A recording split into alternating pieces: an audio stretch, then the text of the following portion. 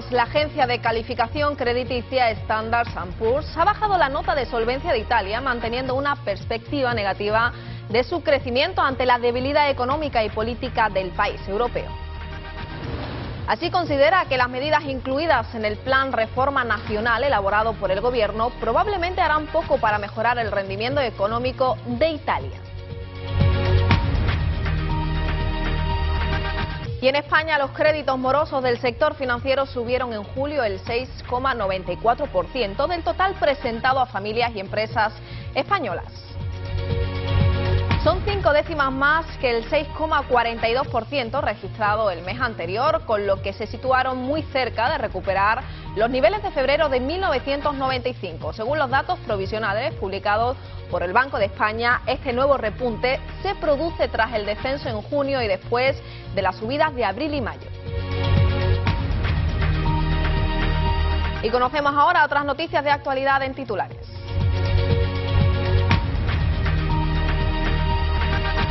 La Audiencia Nacional ha ordenado el ingreso en prisión del exsecretario general del AP, Rafael Díez Usubiaga, para cumplir la pena de 10 años de cárcel por pertenencia a ETA.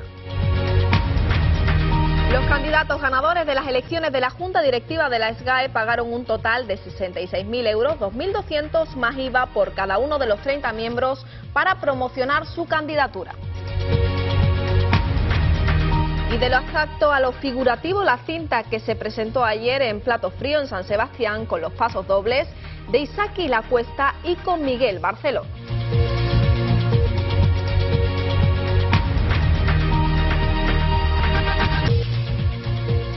Se trata, según los populares, de un nuevo capítulo para el rincón del despilfarro. El secretario general del Partido Popular Andaluz, Antonio Sanz, ha criticado el elevadísimo coste realizado por la Diputación de Granada la pasada legislatura, ya que adquirió móviles de última generación valorados en unos 180.000 euros. También se ha referido Sanz al anuncio del cierre de astilleros de Sevilla. El dirigente popular ha indicado que se trata de un nuevo engaño de la Junta y de un fraude electoral por parte de los socialistas. El secretario general del PP andaluz, Antonio Sanz, ha denunciado que el anterior gobierno de la Diputación de Málaga no ha devuelto los 800 móviles de última generación que se adquirieron durante la pasada legislatura y que están valorados en unos 180.000 euros, por lo que la formación está estudiando acudir a los tribunales por un presunto delito de apropiación indebida. Sanz ha criticado el elevadísimo coste realizado en telefonía móvil por parte de la Diputación, al tiempo que ha recordado la obligación que tienen los anteriores cargos de devolver los teléfonos o de pagar, si así lo prefieren, el precio de estos terminales para poder adquirirlos en propiedad. Que lamentablemente el despilfarro y los escándalos, además del paro, son el resumen principal de la herencia recibida por los gobiernos socialistas. Despilfarro, paro y corrupción. Escándalo especialmente vinculado al descontrol en la gestión del dinero público y que lamentablemente demuestra una forma de gobernar los socialistas que creían que esto era para toda la vida. El Popular ha indicado que estos hechos suponen un nuevo capítulo para el rincón del despilfarro, una sección que su formación puso en marcha la semana pasada en la web del partido, www.ppandaluz.es, para denunciar todos aquellos casos de derroche protagonizados por los socialistas. En otro orden de cosas, el Popular se ha referido al anuncio del cierre de astilleros en Sevilla. En ese sentido ha apuntado a que se trata de un nuevo engaño de la Junta y de un fraude electoral por parte de los socialistas. El Partido Socialista ha usado a los trabajadores como agentes electorales del PSOE. Los ha usado en su momento contra el gobierno del PP. Entonces, ya se lo dijo alguien en el Parlamento a caballo, cómo le pagaban los autobuses contra el gobierno Aznar. Recuerden ustedes. Lo ha usado en otras campañas electorales y, sobre todo, le ha hecho promesas falsas. Y, por tanto, hoy el Partido Popular le pide responsabilidades a la Junta de Andalucía por lo que ha sido un gran fraude económico, pero también un fraude político en relación con los astilleros. Por último, Sanz ha afirmado que la Junta demuestra con esta actuación que es una administración sin escrúpulos y que no le ha importado jugar con el futuro de los trabajadores. Y el candidato del PSOE a la presidencia del Gobierno, Alfredo Pérez Rubalcaba, ha propuesto la creación de una oficina contra el fraude para coordinar la inspección fiscal, la que realiza el Ministerio de Trabajo y la que llevan a cabo las fuerzas y cuerpos de seguridad del Estado. Rubalcaba ha avanzado su intención de crear esa oficina en el desayuno de trabajo organizado por El Periódico, en el que ha participado en Barcelona y en el que una conferencia de título Cataluña, España, Europa, Proyecto Compartido ha analizado las necesidades de la economía española. El ex vicepresidente del Gobierno ha recordado que el año pasado la Inspección Fiscal detectó 10.000 millones de euros de fraude y este año va por unos 6.000, lo que ha llevado a concluir que es necesario hacer frente a este problema. Para ello ha planteado la creación de esa oficina para mejorar la coordinación existente entre los servicios de la Inspección Fiscal, el Ministerio de Trabajo y Seguridad Social y de todos los cuerpos policiales, tanto estatales como autonómicos. Muchísimas gracias, Enrique. Y yo lo que quiero hacer es crear una oficina para combatir el fraude. Y dirán ustedes, ¿por qué una oficina? Sí, se lo voy a explicar. Porque el fraude fiscal y el fraude, en general el fraude, hay que combatirlo desde distintas perspectivas. Y en este momento, pues aunque hay coordinación, no hay toda la coordinación que debiera haber. ¿Entre quién? Entre la Inspección Fiscal, entre la Inspección del Ministerio de Trabajo y Seguridad Social y entre los cuerpos de seguridad en su conjunto. En resumen, por explicarlo, una oficina que permita conectar las bases de datos de Hacienda, de la Seguridad Social y de la Policía y los cuerpos autonómicos. Y eso sí que va a funcionar. Eso sí que es declarar la guerra al fraude. Y por otro lado, el líder del Partido Popular, Mariano Rajoy, ha asegurado que decir como Alfredo Pérez Rubalcaba que se crearán 300.000 empleos con el impuesto sobre el patrimonio es simplemente falso, porque lo gestionan las comunidades y ha pedido a los candidatos que no hagan demagogia ni mientan. En declaraciones a la cadena SER, Rajoy no ha concretado si en el caso de ganar las elecciones del 20 de noviembre eliminaría el impuesto reeditado el pasado viernes por el Ejecutivo y ha insistido en que todas las decisiones que tome la política fiscal tendrán el objetivo de crear empleo. Conviene, antes hablábamos de engañar, conviene no engañar a la gente, ¿no? Es decir, a la gente hay que decirle la verdad, aunque sea dura, o si no, mejor no decir nada, ¿no? Primero dijo que con esto iba a crear 300.000 puestos de trabajo. Luego dijo que lo iba a dedicar a la educación. Pero mire, todo eso es mentira, porque todo lo que se recaude por el impuesto de patrimonio va a las comunidades autónomas. Y entonces, si unas comunidades autónomas lo dedicarán a lo mejor a la sanidad, otras a hacer carreteras, otras a la educación, otras a la actividad productiva. Pero el señor Pérez Rubalcaba, en el supuesto de que fuera presidente del Gobierno, no tiene ninguna capacidad de decisión. Ese es un impuesto autonómico. Es como el impuesto de transmisiones patrimoniales. Esto es como si una comunidad autónoma dice: voy a dedicar lo que se recaude por el impuesto de sociedades, que es del Estado, a esto y a esto y a esto. A ese presidente autonómico habría que decirle: no engañe usted a la gente. Por tanto, vamos a ser serios. Oiga, esto de que se crean 300.000 puestos de trabajo por poner el impuesto de patrimonio que las autonomías manejan como tal es simplemente falso. Y yo creo que los españoles y los no españoles, todo el mundo merece un respeto. Y por tanto, yo, que no voy a hacer demagogia de ninguna de las maneras en la campaña, pido a los demás que tampoco hagan demagogia y que no mientan. Ese dinero es de las autonomías.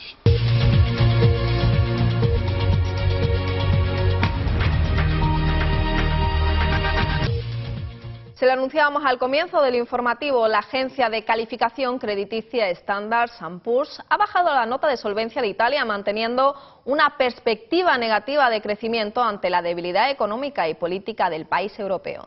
Así considera que las medidas incluidas en el Plan Reforma Nacional elaborado por el Gobierno probablemente harán poco para mejorar el rendimiento económico de Italia en el contexto de endurecimiento de las condiciones financieras y del programa de austeridad fiscal. La calificación de la deuda italiana rebajada. La agencia de calificación de riesgo estadounidense Standard & Poor's ha revisado a la baja la calificación crediticia de Italia, que pasa de A+ a A. La agencia justifica su decisión por el hecho de que, en su opinión, las perspectivas de crecimiento de la economía italiana se han debilitado y la coalición gubernamental en el poder, textualmente, probablemente seguirá limitando la capacidad del Estado para enfrentarse a los desafíos que debe afrontar el país. La rebaja de la calificación de la deuda implica para Italia que deberá pagar intereses más altos al pedir créditos.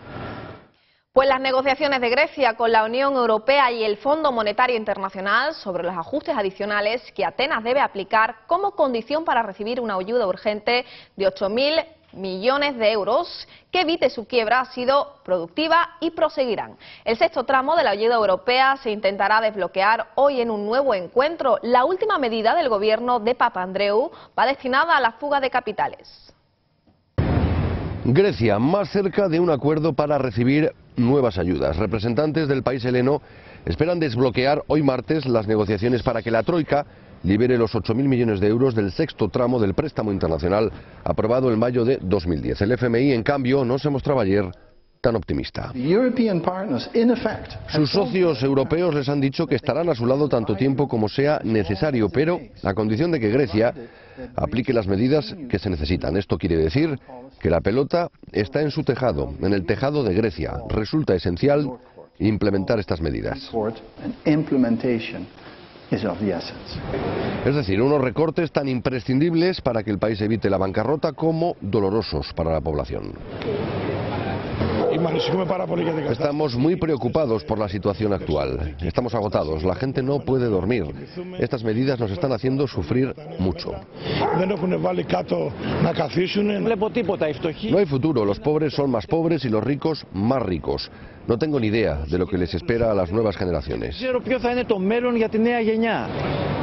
La última medida anunciada por el gobierno de Papandreou va dirigida contra la fuga de capitales. El Ministerio de Hacienda va a investigar todos los envíos al exterior de más de 100.000 euros.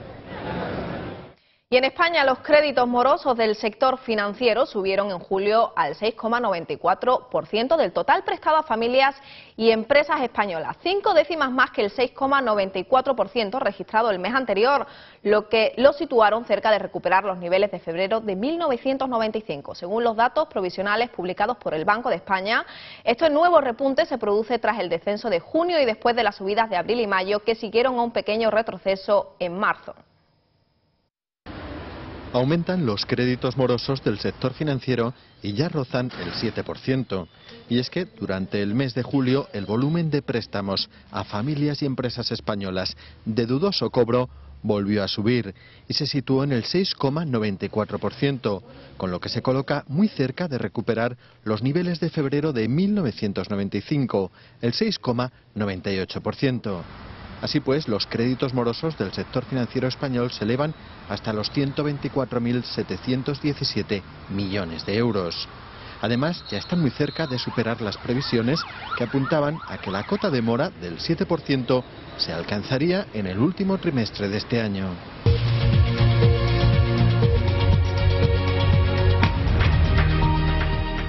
Hoy ingresa en prisión Rafael Díez Usabiaga, exsecretario general de la AF, para cumplir la pena de 10 años de cárcel por pertenencia a ETA. Así lo ha ordenado la Audiencia Nacional. En un auto del tribunal se señala la gravedad de los hechos perpetrados, la elevada penalidad que se ha impuesto al acusado y la variación de la concepción sobre su conducta conlleva un gran riesgo de fuga. La Audiencia Nacional ha ordenado el ingreso en prisión de Rafael Díez Usabiaga. El exsecretario general de la AF entrará en la cárcel para cumplir la condena de 10 años de prisión por integración en ETA en calidad de dirigente que le fue impuesta el viernes pasado en el caso Bateragune. El tribunal accede así a la petición formulada por el fiscal Vicente González Mota y por el abogado de la acusación popular Juan Carlos Rodríguez Segura, que representa a la asociación Voces contra el Terrorismo. El abogado de Díez Usabiaga, Íñigo Iruin, había solicitado que se mantuviera la situación de libertad bajo fianza en la que su cliente se encuentra desde el 26 de abril de 2010 para poder hacerse cargo del cuidado de su madre en situación de dependencia. Por otro lado, el tribunal que el pasado viernes condenó al ex portavoz de Batasuna, Arnaldo Otegi, a 10 años de prisión por integración en ETA, le ha comunicado esta mañana la sentencia en los calabozos de la Audiencia Nacional, a donde ha sido trasladado desde la prisión de Logroño. Y cambiamos de asunto y volvemos a conocer más información acerca del supuesto fraude de la SGAE, ya que lo último que se conoce es que el pasado 30 de junio se pagó un total de 66.000 euros por los candidatos ganadores a las elecciones de la Junta Directiva de la Sociedad General de Autores y Editores, con el único fin de promocionar su candidatura. Juan José Álvarez del Castillo, contratado por el miembro de la Junta Directiva de la SGAE, Caco Senante, para gestionar todo lo referente a la promoción de la candidatura, ha confirmado esta información ante la Guardia Civil. Los candidatos ganadores de las elecciones a la Junta Directiva de la SGAE, celebradas el pasado 30 de junio, pagaron un total de 66.000 euros, 2.200 euros, más IVA, por cada uno de los 30 miembros, para promocionar su candidatura, la candidatura profesional de autores y compositores. Así se desprende de la declaración que como testigo realizó ante la Guardia Civil Juan José Álvarez del Castillo, contratado por el miembro de la Junta Directiva de la SGAE, Caco Senante, para gestionar todo lo referente a la promoción de la candidatura oficialista en esas elecciones. Esta declaración está incluida en el informe de la Guardia Civil que forma parte del sumario que instruye la Audiencia Nacional por un supuesto desvío de fondos a través de un entramado de empresas vinculadas a la SGAE. La Guardia Civil continúa investigando este supuesto fraude electoral en la SGAE, en la que una lista electoral tendría en su poder información privilegiada a la que la candidatura alternativa no pudo acceder. Una irregularidad suficiente como para provocar la anulación de las pasadas elecciones del 30 de junio. Y otro de los temas del día, COAC Andalucía se moviliza por el desplome del precio en origen de la aceituna de mesa. Esta organización agraria ha convocado una caravana de vehículos que marchará desde Aral hasta Morón. La organización ha indicado que no se entiende que los precios estén por los suelos, algo que ya está provocando que el verdeo se reduzca. Ante la grave situación que atraviesan los productores de aceituna de mesa por el desplome de los precios en origen, COAC Andalucía comienza este lunes un calendario de movilizaciones. Desde la organización pretenden poner de manifiesto la situación del sector, luchar contra la especulación y exigir la regulación del mercado. El secretario de organización de COAC Andalucía, Eduardo López, ha explicado que el sector tiene un problema de rentabilidad provocado por el enorme diferencial entre origen y destino, ya que la aceituna de mesa incrementa su precio hasta un 500% desde el campo a la mesa. Los consumidores pagan un precio alto mientras los agricultores no cubren los costes. Cuando se habla de que el sector tiene un problema estructural en la fase de producción, sencillamente estamos hablando que es una cortina de humo. Para nosotros es el problema fundamental, es el problema clave. Y los agricultores y sobre todo el sector de aceituna de mesa necesitamos tener instrumentos políticos y legales para poder negociar con la industria y con la gran distribución unos precios. De otro lado, desde COAC critican el Ejecutivo de Zapatero en su forma de llevar a cabo la política agraria. Según López, esta última legislatura ha sido una legislatura perdida. La última legislatura ha sido una legislatura que en política agraria ha sido perdida. Primero, un presidente del Gobierno que no se ha preocupado lo más mínimo por el sector agroalimentario y por la agricultura. De hecho, nos quitaron el Ministerio de Agricultura.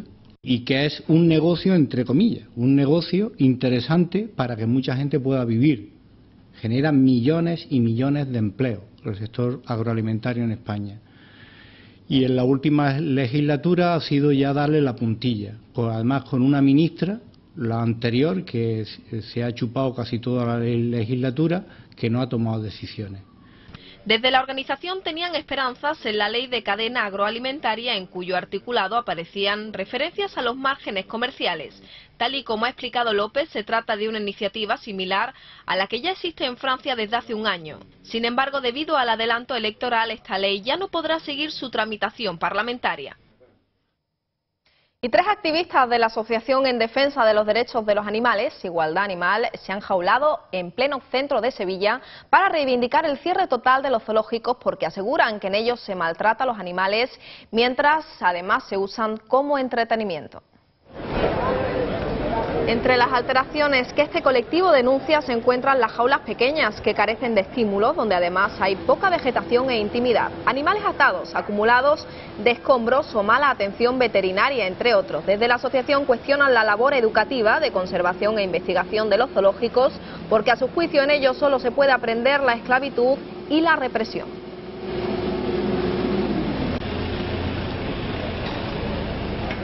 Y vuelve el tiempo estable a la península.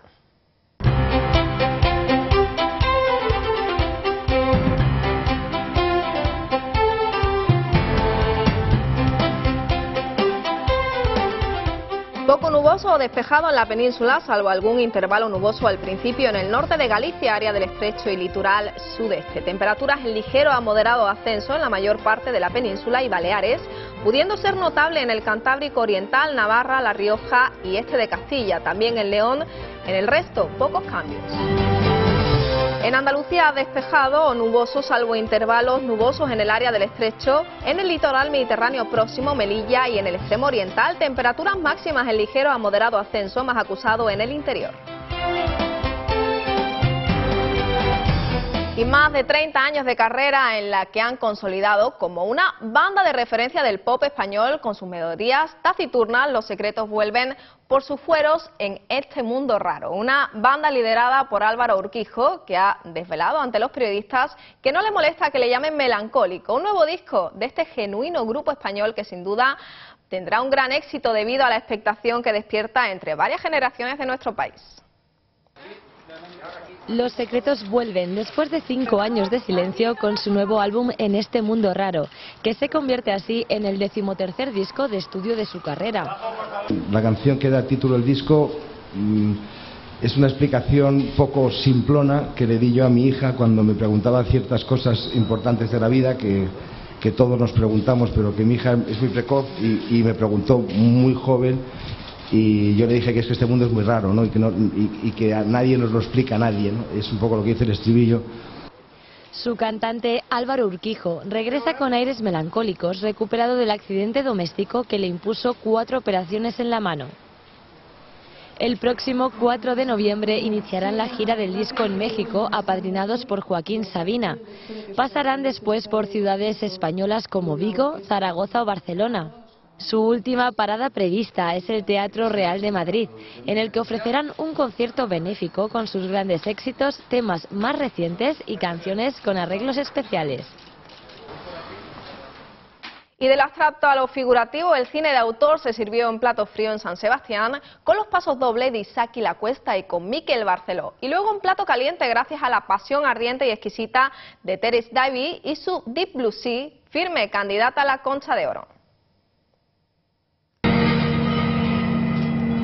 Con duplicidad de personalidades, de mitos y de artes, los pasos dobles de Isaki La Cuesta han llegado al Festival de San Sebastián. La cámara recorre Malí y su cromática de la misma forma que Barceló lo integra en su obra. Y es que, guiado de la mano del pintor español, este film de ficción indaga en la vida del artista y escritor francés François Ollégard, quien cubrió de pinturas un búnker militar en el desierto y lo enterró en la arena para que alguien lo encontrara en el siglo XXI.